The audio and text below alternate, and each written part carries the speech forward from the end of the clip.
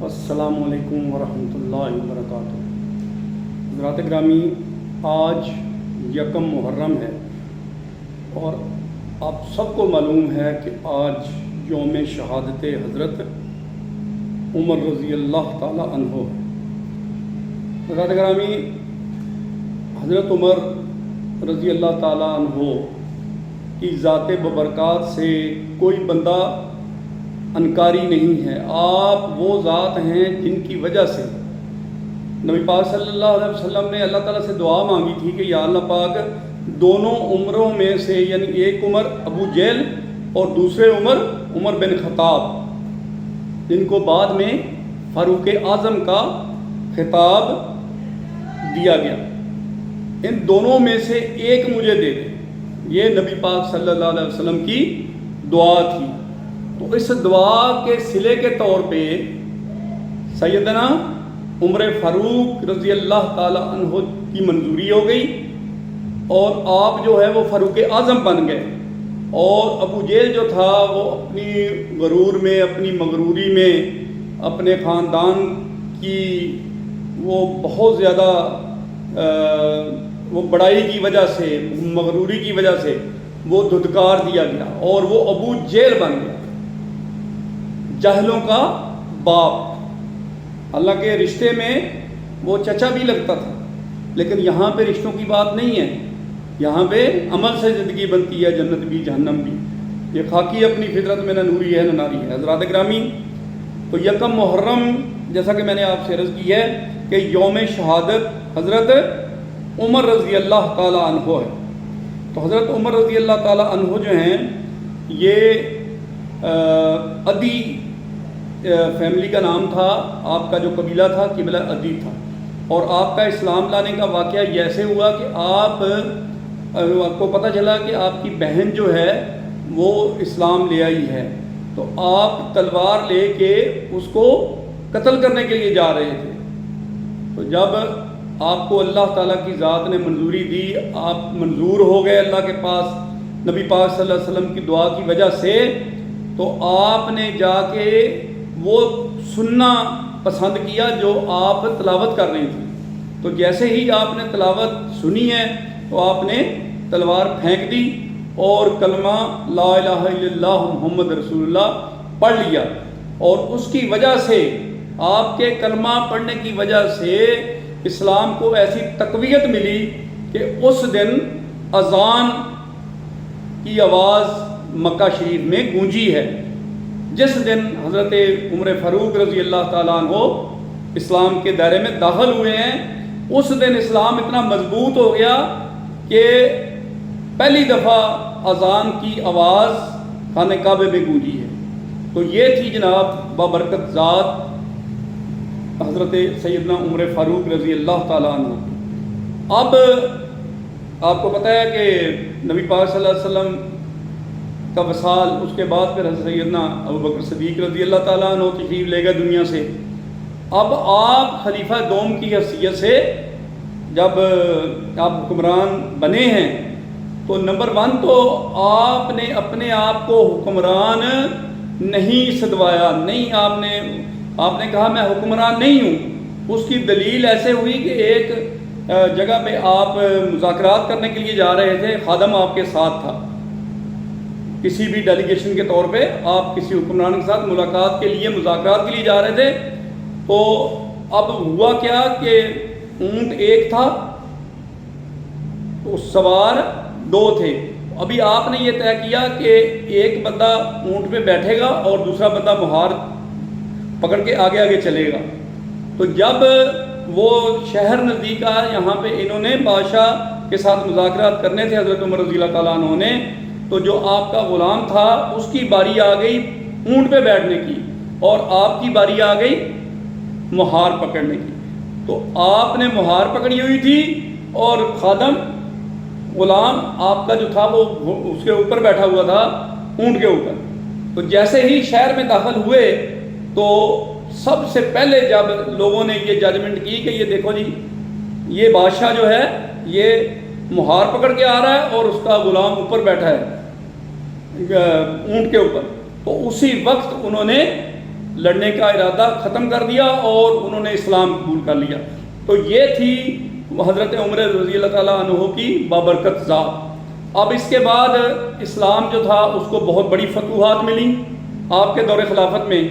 اور سب سے بڑی فتح جو تھی وہ فارس کی فتح تھی۔ جب یہ ایران جو تھا اس کے ساتھ جنگ ہوئی تو فارس فتح ہو گیا، ایران فتح ہو گیا، لیکن اس وقت ایک جرنیل تھا ان کا جس کا نام تھا جناب ارمغان۔ تو وہ جو جرنیل تھا وہ کافی جنگی جرائم میں ملوث تھا، یعنی اس نے کوئی ایسے ظلم جنگ کے دوران کیے ہوئے تھے جب مارکا ہوا ہے، تو اس کو گرفتار کر کے حضرت سیدنا عمر فاروق رضی اللہ تعالیٰ عنہ کے دربار میں لایا گیا۔ تو آپ نے مقدمہ سننے کے بعد جب اس پہ ثابت ہو گیا کہ واقعی یہ جرائم میں ملوث تھا، تو آپ نے اس کا سر اڑانے کا حکم دے دیا۔ تو سر اڑانے کے لیے جب تلوار لے کے جلاد آگے بڑھا تو اس نے کہا مجھے ایک موقع دیا جائے، میری بات سنی جائے۔ تو عمر رضی اللہ تعالیٰ نے فرمایا ہاں بولو کیا کہتے ہو؟ تو اس نے کہا جی کہ مجھے پانی پلایا جائے۔ عمر رضی اللہ تعالیٰ نے فرمایا چلو اس کے لیے پانی لے کے آؤ۔ جیسے ہی وہ پانی لے کے آئے تو اس نے بجائے پانی پینے کے پانی کو گرا دیا اور یہ کہا کہ جب میں نے آپ سے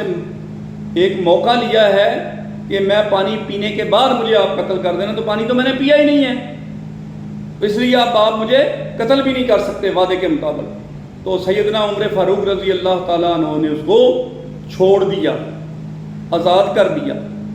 اب جب اس کو آزاد کر دیا ہے تو پھر اس نے آزاد ہونے کے بعد ریشہ دوانیاں اور آپ رضی اللہ تعالیٰ عنہ کے خلاف سازشیں شروع کر دیں، آپ کے قتل کے منصوبے بنانے شروع کر دیے۔ تو اب 23 ہجری کو حضرت عمر فاروق رضی اللہ تعالیٰ عنہ حج کر کے واپس مدینہ شریف کی طرف تشریف لے کے گئے ہیں۔ تو ایک غلام تھا ابو لولو فیروز، جو کہ ایک صحابی حضرت مغیرہ کا غلام تھا۔ اب اس غلام کو اس نے ہائر کر لیا، یہ جو ارمغان تھا ان کا فارس کا جو سپہ سالار تھا، ڈیفیٹڈ سپہ سالار، اور حضرت عمر نے اس کو چھوڑ دیا تھا۔ تو اس نے ابو لولو فیروز جو کہ حضرت مغیرہ کا غلام تھا اس کو سال بعد اس کے ساتھ شروع کر دی۔ وہ مدینے میں اس لیے رہ رہا تھا کہ حضرت مغیرہ نے حضرت سیدنا عمر فاروق رضی اللہ تعالیٰ سے اجازت لے لی تھی کہ یہ جو ہے یہ بڑے کام کرتا ہے تو اس کو میں اپنے ساتھ رکھنا چاہتا ہوں۔ اب اسی غلام نے کچھ عرصے کے بعد حضرت عمر فاروق رضی اللہ تعالیٰ عنہ کے خلاف ایک مقدمہ پیش کر دیا کہ جی مجھ سے یہ جو میرا مالک ہے، یہ جو میرا آقا ہے، یہ 2 دینار ڈیلی کے لیتا ہے، تو جو کہ بہت زیادہ ہے۔ تو سیدنا عمر فاروق رضی اللہ تعالیٰ عنہ نے جب عدالت لگائی تو اس میں وہ جو مالک تھا، وہ جو مغیرہ رضی اللہ تعالیٰ عنہ تھا، اس نے یہ آگے سے عذر پیش کیا کہ حضور یہ جو بندہ ہے یہ بہت سارے کام کرتا ہے، بڑے پیسے کماتا ہے، تو میں تو اس سے صرف 2 دینار لیتا ہوں یا 2 درہم لیتا ہوں یا 2 روپے لیتا ہوں۔ تو آپ نے اس کو پھر پابند کیا کہ واقعی یہ بات صحیح ہے؟ اس نے بولا جی بالکل صحیح ہے، میں بڑے کام کر لیتا ہوں۔ تو آپ نے اس سے پوچھا کہ کیا تم چکیاں بھی بنا لیتے ہو؟ چکی، یہ جو آٹا پیسنے والی چکی ہوتی ہے نا، اس کے بارے میں حضرت سیدنا عمر فاروق رضی اللہ تعالیٰ نے اس سے پوچھا تم چکی بھی بنا لیتے ہو؟ تو اس نے آگے سے جواب دیا بالکل جی میں چکیاں بناتا ہوں۔ تو آپ نے پھر ادھر آپ اس کے سامنے ایک فرمائش کی کہ چلو یار مجھے بھی ایک چکی بنا کے دے دو۔ تو اس نے آگے سے کیا کہا کہ میں آپ کی ایسی چکی بناؤں گا کہ دنیا دیکھے گی کہ کیسی چکی بنی ہے، اور یہ کہہ کے وہ وہاں سے رخصت ہو گیا۔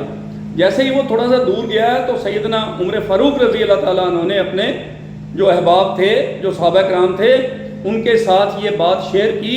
کہ یہ بندہ جو ہے یہ مجھے قتل کرنے کا منصوبہ بنا رہا۔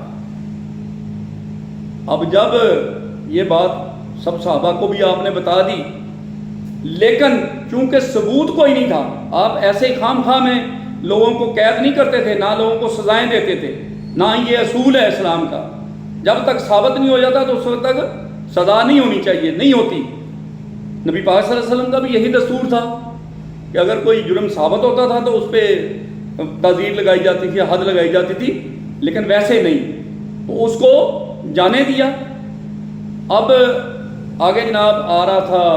حج کا موقع، تو حج کے موقع پہ آپ رضی اللہ تعالیٰ عنہ نے حج فرمایا۔ اس کے بعد راستے میں سے واپس آتے ہوئے آپ ایک جگہ پہ لیٹ گئے،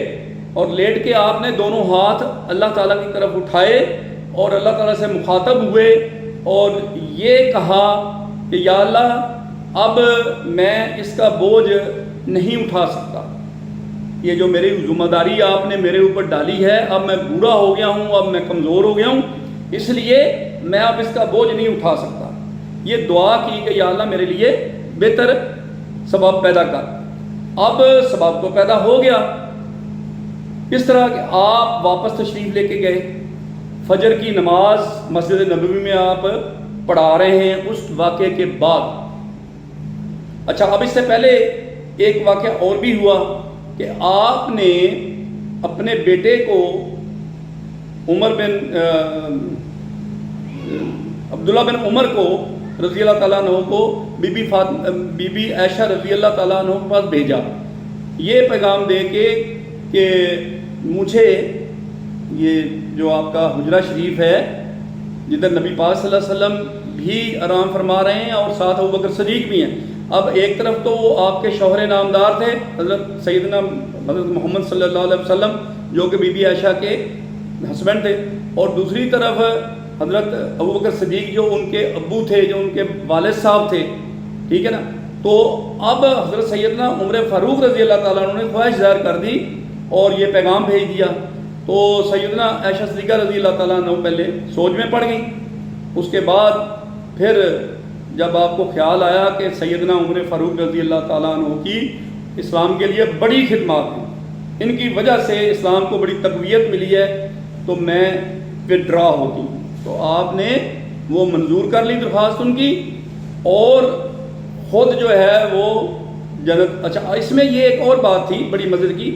سیدنا عمر رضی اللہ تعالیٰ عنہ نے یہ فرمایا کہ اگر ایسی بات نہیں مانی جاتی تو پھر میں وصیت کرتا ہوں کہ میرے مرنے کے بعد مجھے عام قبرستان میں دفن کر دیا جائے، لیکن وہ بات منظور ہو گئی۔ تو حضرت بی بی صاحبہ نے، بی بی عائشہ صدیقہ رضی اللہ تعالیٰ عنہ نے مان لی بات۔ اب جناب وہ واقعہ ہونے والا ہے، ابو لولو فیروز جو ہے وہ تیار ہے، اس کے پیچھے ارمغان ہے جو کہ وہ بھاگا ہوا وہ بندہ جس نے جنگی جرائم کیے تھے اور اس کو قتل کی سزا دی تھی، لیکن اس نے ایک داؤ لگا کے حضرت عمر رضی اللہ تعالیٰ کے ساتھ بچ گیا۔ اب اس نے اس کی پشت پناہی کی، اس کی اس نے وہ کیا کہتے ہیں کہ معاونت کی، اور وہ جو تھا نا نبی حضرت عمر رضی اللہ تعالیٰ عنہ فجر کی نماز پڑھ رہے تھے، تو فجر کی نماز کے وقت وہ آیا ہے، اس نے اگلی صف میں کھڑا ہوا ہے نماز پڑھنے کے لیے، یعنی یہ شو کر رہا ہے کہ میں نمازیوں کی طرح وہ کھڑا ہو گیا۔ اب جیسے ہی آپ نے نماز شروع کی ہے تو دو دھاری خنجر اس کے پاس تھا، اس خنجر سے اس نے حملہ کیا اور 6 وار آپ کے اوپر کیے۔ اب اسی دوران پیچھے ایک صحابی تھے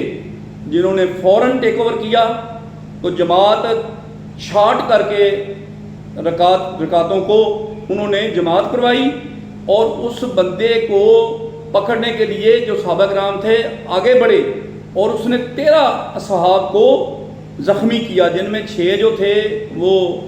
جاں بار نہ ہو سکے اور وہ شہادت کا رتبے پہ فائز ہو گئے، اور باقی جو تھے وہ زخمی ہو گئے، بچ گئے۔